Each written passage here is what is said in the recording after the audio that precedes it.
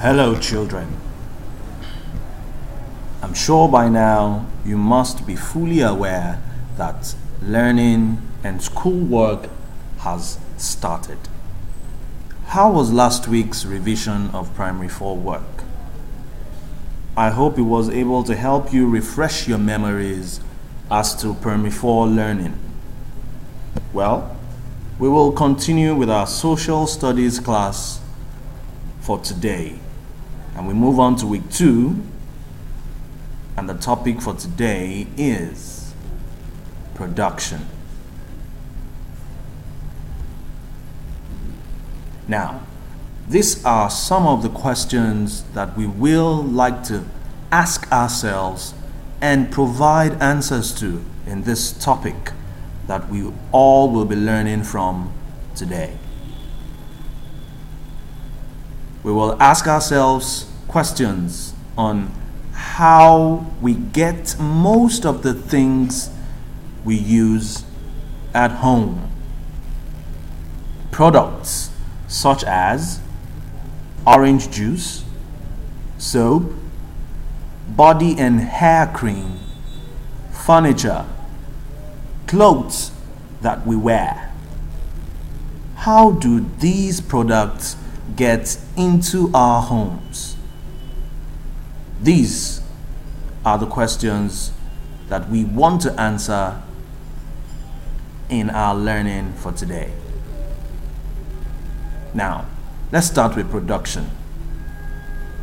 Production is the process of taking raw materials to a factory to turn them into finished products.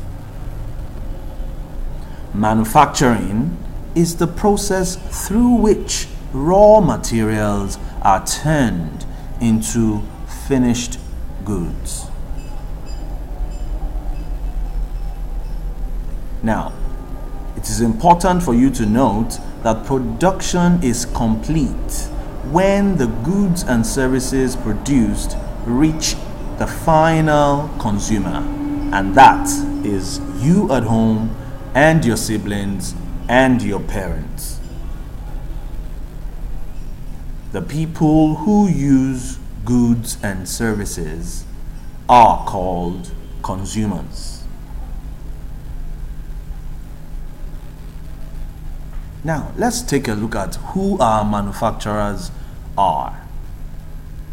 Manufacturers are the people who take materials in their raw state into their factories and turned them into finished products. Let's take, for example, oranges and cocoa as raw materials.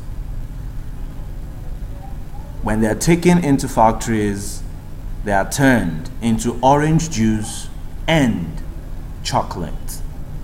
I'm sure you love chocolates, and you always love to drink orange juice during break time and even at home when you take your meal. So that's the process that the manufacturers go through to produce the orange juice and the chocolate that you so much love.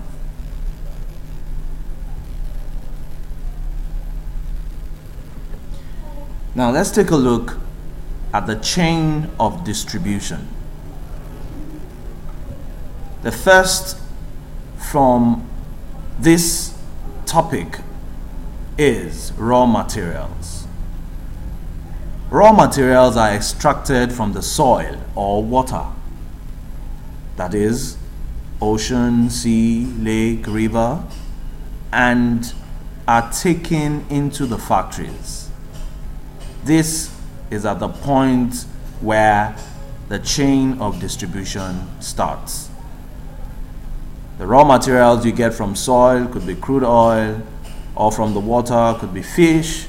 From soil could also be the plants that are gotten and transformed into other things. An example like we gave earlier on is orange and cocoa.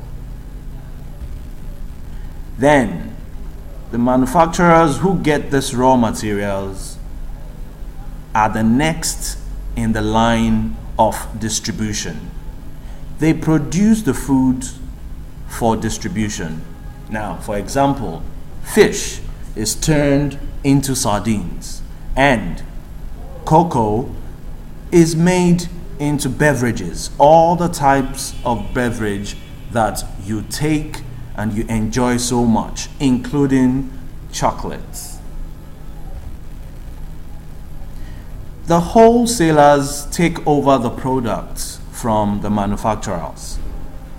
They sell manufactured goods in bulk produced by the manufacturer. Now, they in turn take the product to town and sell to retailers. They sell in small quantities from what they get from the manufacturers, and these retailers end up selling to the consumers. Consumers are the end users of goods. Now let's take a look at this chart and refresh what we just talked about. Chain of distribution.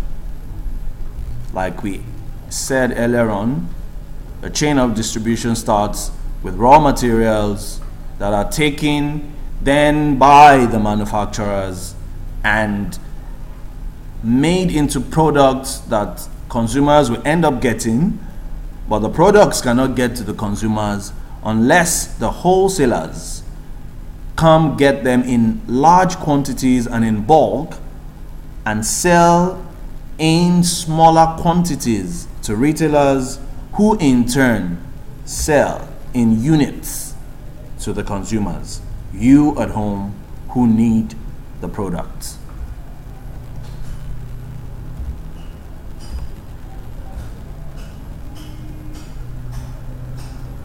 I hope that by now you understand where we're going with the topic production.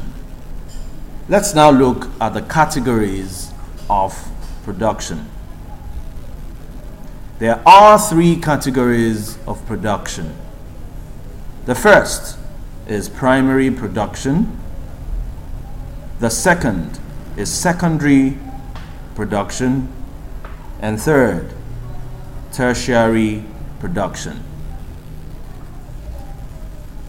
Primary production involves the extraction of raw materials from the soil or sea. For example, farming, fishing, and mining. Goods at this stage are called raw materials. We talked about this at the beginning already. Now, you see in these pictures the primary stage of production. You see the miner drilling. You see the fishermen throwing their hooks, their net, and trying to get fishes from the ocean. And you see the farmers on the plantation sowing their seeds. Secondary stage of production. This is the stage at which the raw materials are processed and transformed into finished products. This usually takes place in a manufacturing industry or processing plant. Now, take a look at this processing plant for tomatoes.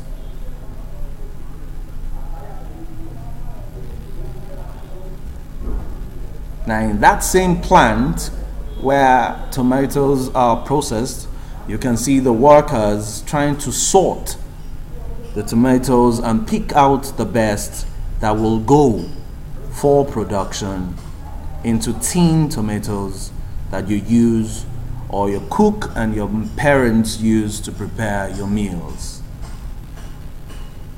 Now we take a look at the last stage, which is the tertiary stage of production.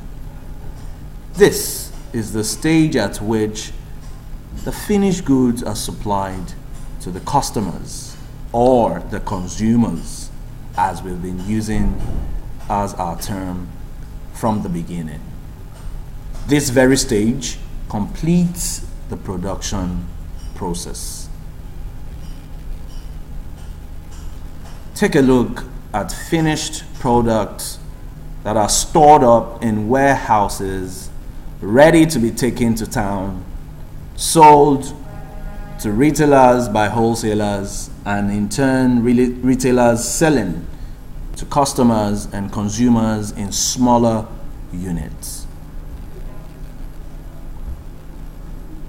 This is one of the big departmental stores around town that you all visit to buy your groceries and all the things and products that you use at home. Thank you for listening. I hope that we would have been able to impart some knowledge into you this week again in our social studies class. Enjoy your day. Goodbye.